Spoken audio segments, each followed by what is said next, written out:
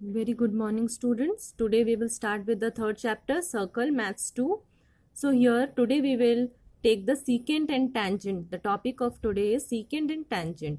So here first of all we will make the clear that what is secant and what is tangent and how it going to do in our theorem. So now turn to page number 50 of your textbook. The diagrams are given in that textbook, so it will be more clear to observe. So now in the figure above, not a single point is common in line L. So you can see line L, and here this is the circle with center A. So in the figure above, not a single line is common in line L and circle with center A. So point P is common to both, where the second diagram, point P is common to both circle as well as the line drawn. The line M and circle with center B. Now come here line M. What here line M is called a tangent of the circle, and point P is the called point of contact. So point P is called what? Point of contact. That means a tangent to a circle. That means a tangent to a circle is a line that touches the circle at one point. Are you getting? A tangent to a circle is a line that touches the circle at one point, and the point common to the circle as well as to the tangent is called the point of contact. So here P is the point of contact. Are you getting? So now here 2 points Q and R. You can see Q and R, 2 points are common to both the line N and the circle with center C. Q and R are the intersecting points of line N and the circle. So line L is called a secant of the circle. So line N is called as secant of the circle. And line here what you can see, and line M is the tangent to the circle. Secant is a line which intersect the circle into two distinct points. Are you getting what is the difference between tangent and secant? It should be clear, so that we will proceed to the tangent theorem. So turn to page number 51. So tangent theorem. Theorem is a tangent at any point of a circle is perpendicular to the radius at the point of contact. There is an indirect proof of this theorem. So direct and indirect proof already we have started from the 9th standard. So it must be clear how to start with the indirect proof. So given line L is a tangent to the circle with center O at the point of contact A. So this is the diagram. Point of contact is A with the center O of the circle. Line L is given. So now we will proceed what to prove. Here we have to prove line L is perpendicular to radius OA. So assume that line L is not perpendicular to segment OA. Suppose if it is not perpendicular to OA, that means segment OB is drawn perpendicular to line L. Of course, B is not the same as A. So now take a point C on line L such that ABC and BA is equal to BC. That means the second diagram like this it has to be. BA is equal to BC. They have construction. So now in triangle OBC and triangle OBA. So in triangle OBC and triangle OBA. Here what? From the construction BC and BA is common. So BA and BC is congruent. So here one side we got equal. Then each angle we are getting 90 degree. That means it is both angles are congruent. So these two sides OB, that is OB is common for both the triangle. That means this also it is equal.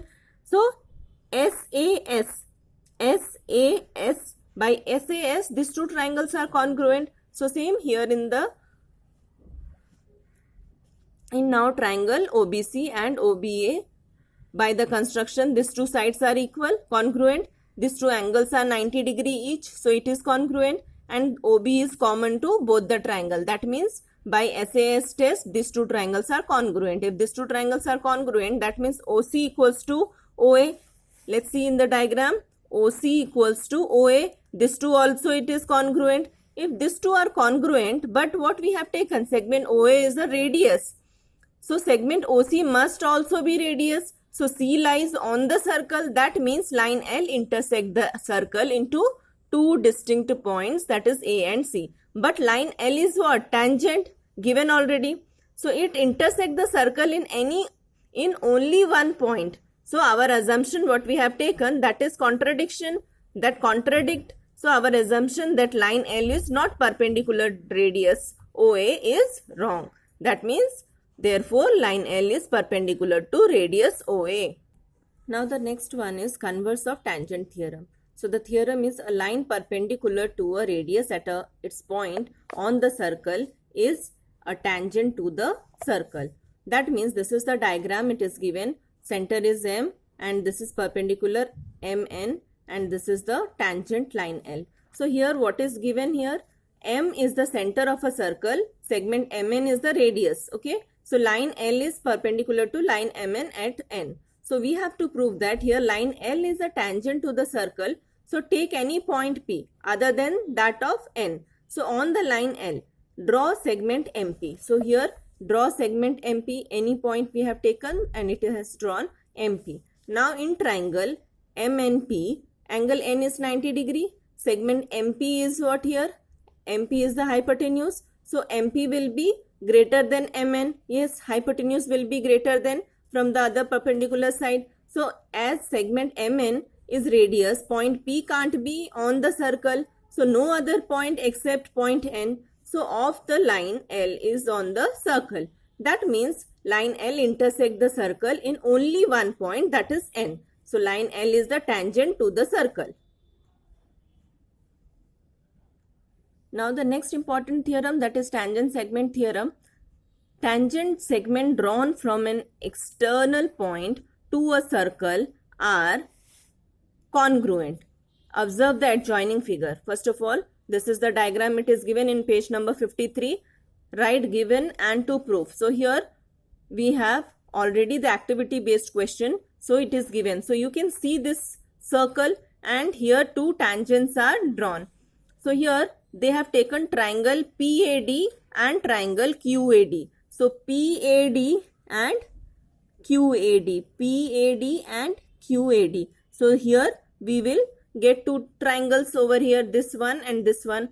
So now we have to take the between two triangles. So PA and QA. You can see PA and QA. These two are the radii of the same circle. That means these two will be equal, congruent. Then come to the AD. That means this AD is common for both the triangles. So it is common.